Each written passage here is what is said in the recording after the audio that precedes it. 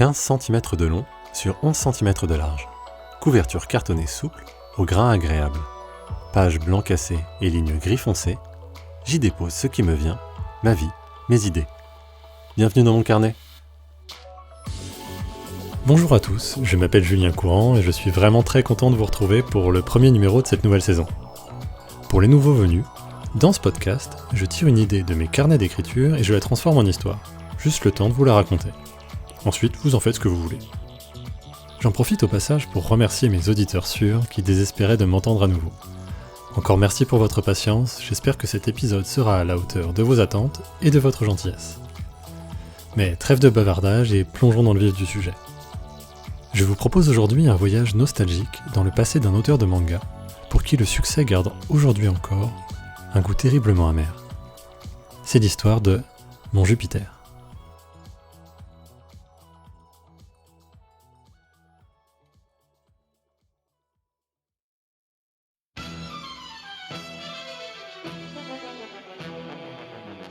La première fois que je suis tombé amoureux, c'était le 9 décembre 1998, à 18h30. J'avais 14 ans. En zappant sur la TV de chez mes parents, je suis tombé sur Canal+ par hasard. Je me souviens encore de ce moment parfaitement. Le son, les images, mes sensations. La bouche grande ouverte, j'avais regardé le masque de l'Eva 01 s'effondrer et dévoiler le visage d'un monstre géant. J'ai tout de suite compris que ma vie venait de changer à jamais.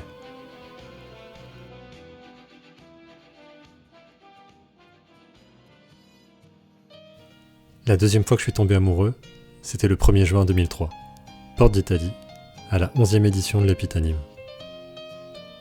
Je pensais que ça m'arriverait jamais. Plus qu'un otaku, j'étais devenu une sorte d'asset de l'animation japonaise. J'y avais dédié avec ferveur les 5 dernières années de ma vie. Je regardais tout, je lisais tout. J'étais capable de chanter n'importe quel générique par cœur, réciter en japonais phonétique les catchphrases de mes héros, recréer les poses clés de mes combats préférés. Je m'étais complètement coupé du monde réel. En même temps, il n'y avait pas grand-chose qui m'y attendait dans ce monde réel, à part des moqueries et de la solitude. Alors, je m'étais retranché dans une bulle en 2D, faite d'amitié indestructible, de sentiments enflammés, de pouvoir et d'amour qui transcendent tous les obstacles. Ma vie en 3 dimensions me semblait être un lointain souvenir. Et puis je l'ai rencontré, ce grand amour. Celui dont je rêvais sans y croire en lisant les mangas de Clamp. J'avais 19 ans et c'était la première fois que je ressentais un truc pareil.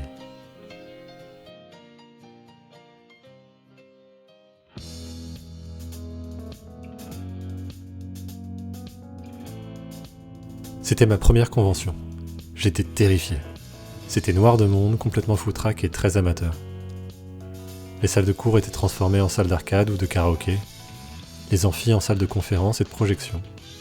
Le parking souterrain était réservé aux exposants, ça ressemblait vraiment à un marché noir organisé à la sauvette. On pouvait y trouver des goodies plus ou moins contrefaites et des fanzines de qualité variable.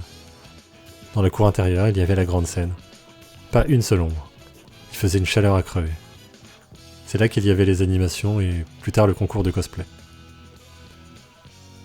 Les haut-parleurs diffusaient à tue-tête des génériques d'animés, des chansons de jeux vidéo ou de groupes d'idoles. Je crois que c'est ce qui m'a aidé à me détendre. Tout le monde était comme moi ici. Je les voyais, posters à la main, discuter des dernières séries avec des étoiles dans les yeux. Certains dansaient sur les bornes de DDR, d'autres chantaient par-dessus de la musique des haut-parleurs. On partageait tous la même passion. On était cinglés ensemble.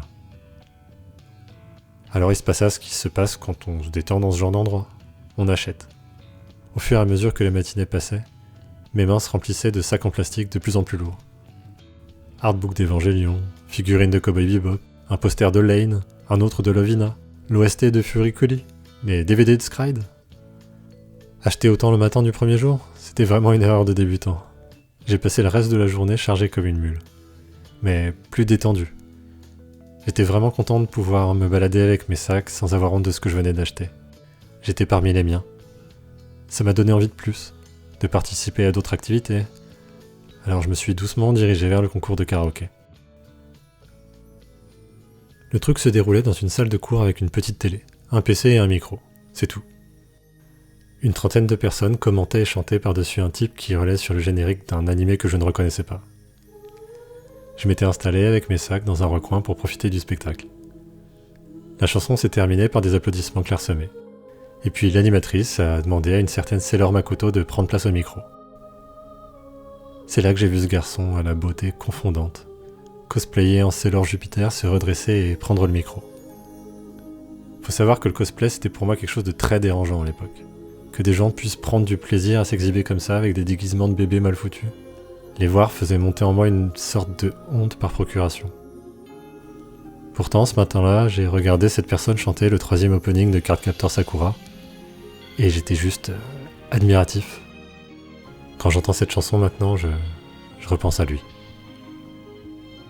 Perché sur des chaussures à talons, avec une mini-jupe plissée verte et un haut sans manches moulant à nœud rose, il était une présence juste fascinante. Il dégageait une assurance incroyable. L'assistance rigolarde était tombée sous le charme instantanément. Ils en avaient même oublié de chanter ou de se moquer. Ça tenait peut-être à ses gestes gracieux, à sa voix sucrée ou bien ses habits de Sailor. Il était magnifique. J'en avais le souffle coupé.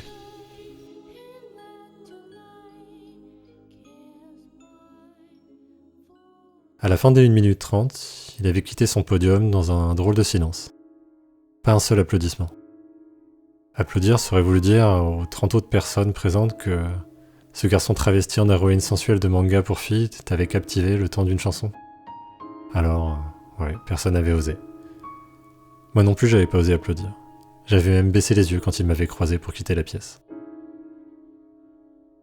Sur le coup, je me suis vraiment senti merdeux. J'ai ruminé ça une bonne partie de l'après-midi. Je me baladais au hasard en espérant le recroiser.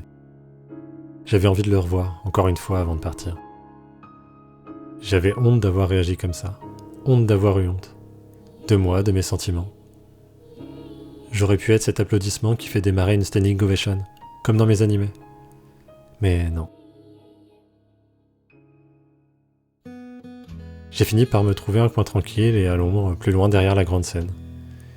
Je me suis posé avec une canette bien fraîche achetée à un distributeur, en me disant qu'après je partirais. La musique, les applaudissements, les rires et les remarques du commentateur me parvenaient un peu étouffés, comme un acouphène de la journée passée.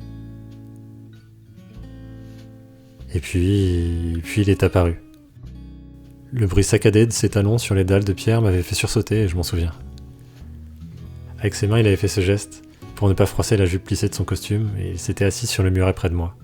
Les jambes croisées, il avait remis une mèche de sa perruque derrière son oreille et m'avait lancé un sourire un peu gêné. C'est cliché, je sais, mais il y avait un naturel désarmant dans ses manières qui m'avait transpercé le cœur. Ils se sont mis à rire, m'avait-il dit. Ils ont cru que je plaisantais. Selon eux, je suis un cosplay parodique. De la main, il avait balayé l'intégralité de sa tenue. Est-ce que j'ai l'air d'un cosplay parodique, putain ? Je me souviens de sa colère, légitime. Sa tenue découlait d'une réelle réflexion et d'un travail acharné.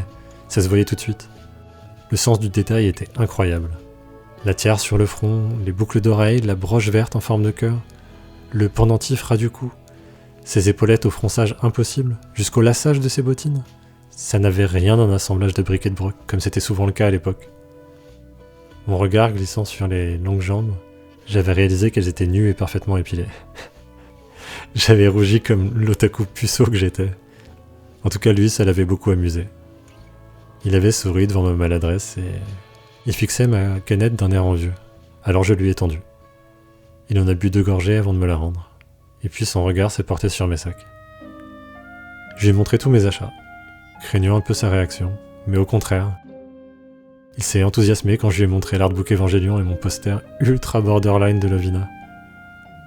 On s'est mis à discuter de nos animés préférés, de ce qui sortait dernièrement. Il se rapprochait de plus en plus pour mieux fouiller dans mes trésors de guerre. Il sentait super bon. J'étais tout rouge. Je suis à grosses gouttes. Et puis une grande fille à l'air furibond a débarqué de nulle part. Elle portait un vieux trench crème, trop grand et un peu sale.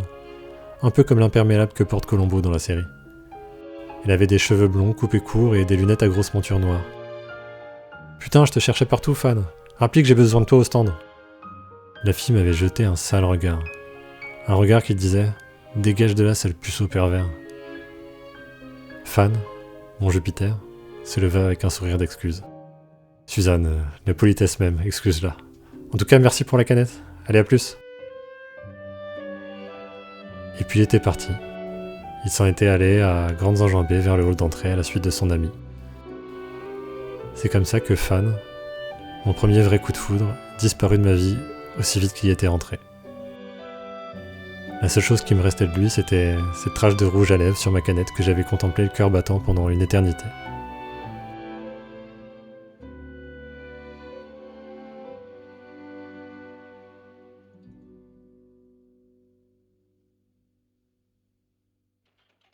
Pas de Sailor Makoto sur MSN, ICQ ou les autres messageries.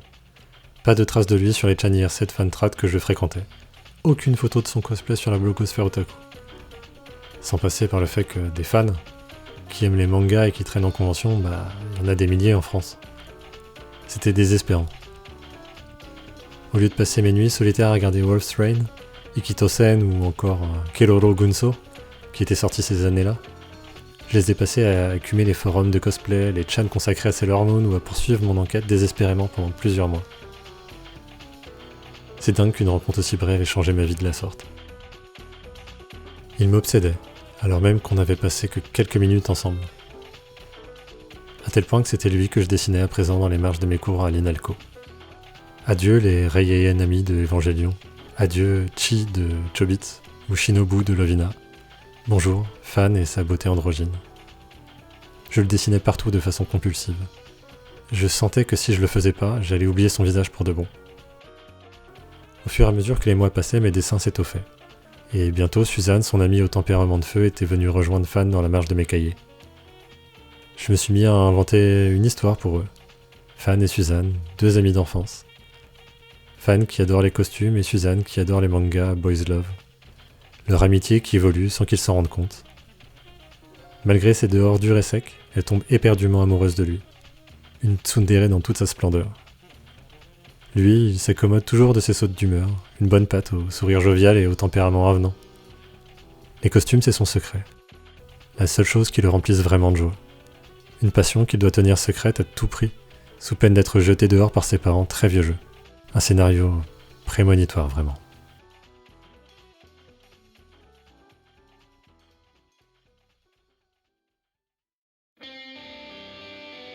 Au début de l'été 2004, je n'arrivais même plus à me souvenir des détails de son visage. J'avais fini par l'oublier.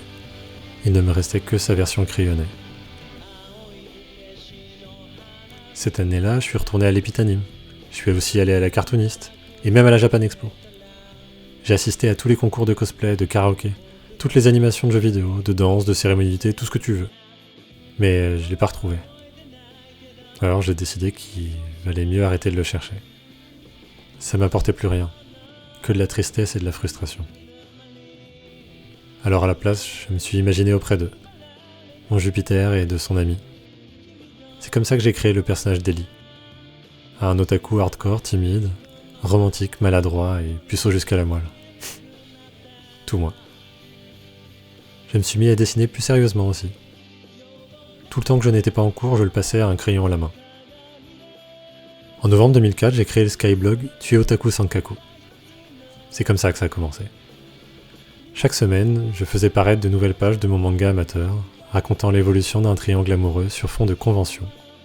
Entre Suzanne, la Fujoshi agressive, mon personnage d'otaku timide et mal goupillé, et Fan, le beau crossplayer. Je crois qu'au fond de moi, j'espérais que Fan ou Suzanne tombent un jour sur mon site. J'espérais secrètement pouvoir le retrouver. Ce garçon qui avait changé ma vie.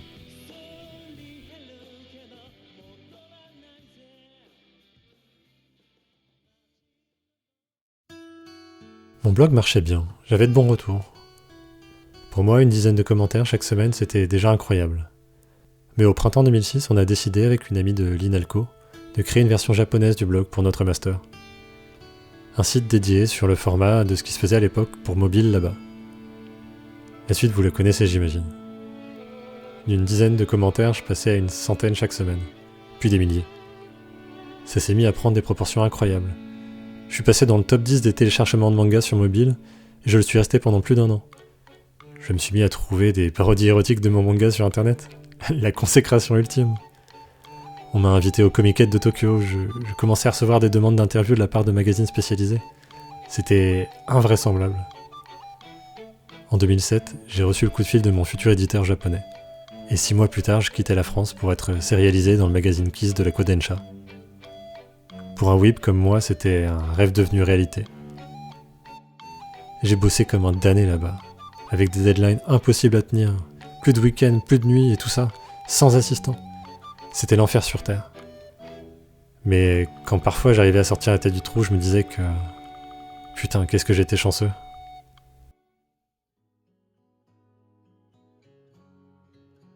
La seule et unique fois où j'ai pu revenir en France avant aujourd'hui, c'était le 1er juillet 2011, au parc des expositions de Paris Nord Villepinte. Mon éditeur avait prévu et préparé un stand pour moi à la Japan Expo. Chie Otaku Sankaku était totalement inconnu ici. Alors il voyait la Japan Expo comme un moyen simple et économique de courtiser directement les fans français. Il s'agissait également de mes premières vacances depuis 3 ans, donc une pierre deux coups pour lui. Assis à mon stand, j'ai vu défiler pas mal de monde tout au long de la journée. Des badauds, des fans. Même ma famille avait fait le déplacement. C'était assez amusant de voir à quel point ils étaient mal à l'aise au milieu de tous ces jeunes gens costumés. Et puis il y a eu Suzanne. Elle était exactement comme dans mon souvenir. Cheveux blonds et courts, lunettes noires à bord épais. L'air furieuse, engoncée dans un trench coat sale. J'en croyais pas mes yeux. Ma bouteille à la mer avait fini par être retrouvée. Et si elle était là, alors peut-être que Fan l'était aussi. Je m'étais levé enthousiaste pour lui serrer la main. J'avais tellement de questions à lui poser, tellement de trucs à lui dire. C'était grâce à elle et Fan que j'en étais là. Mais elle m'avait coupé net dans mon élan avec ces mots terribles. Fan est mort.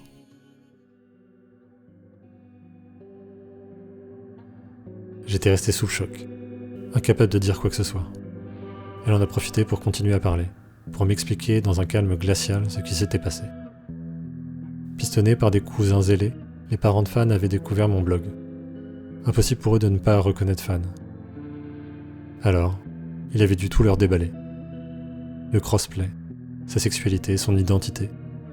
Le grand coming out quoi. Et pour seule réponse, ses parents l'avaient roué de coups et foutu à la porte, banni à jamais de leur famille. Il n'avait pas supporté. Après 2 mois à vivre dans le canapé des uns et des autres, on a fini par le retrouver dans une baignoire, les 2 poignets ouverts. Après ces explications, Suzanne était partie, sans un mot, sans un regard en arrière. Elle était venue exprès. Elle voulait que je sache. Je pense qu'elle pouvait pas supporter l'idée qu'à des milliers de kilomètres de là, je vivais ma meilleure vie à leurs dépens, racontant des histoires rocambolesques sur son meilleur ami suicidé, par ma faute.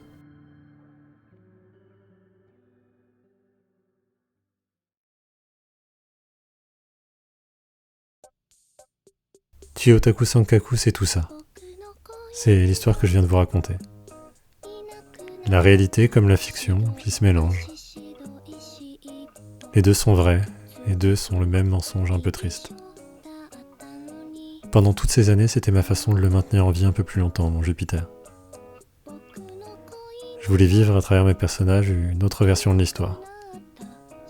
Une version qui se termine bien cette fois. Je sais même pas pourquoi je vous raconte tout ça.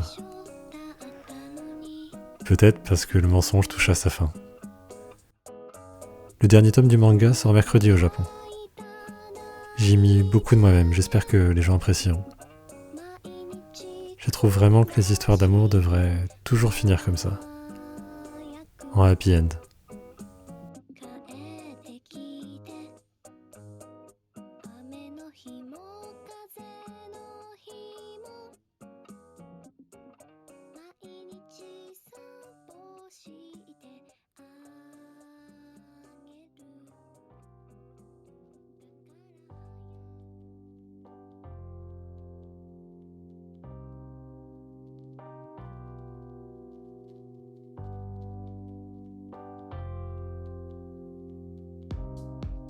C'est en tombant par hasard sur un vieux disque dur que m'est venue l'idée de cette histoire.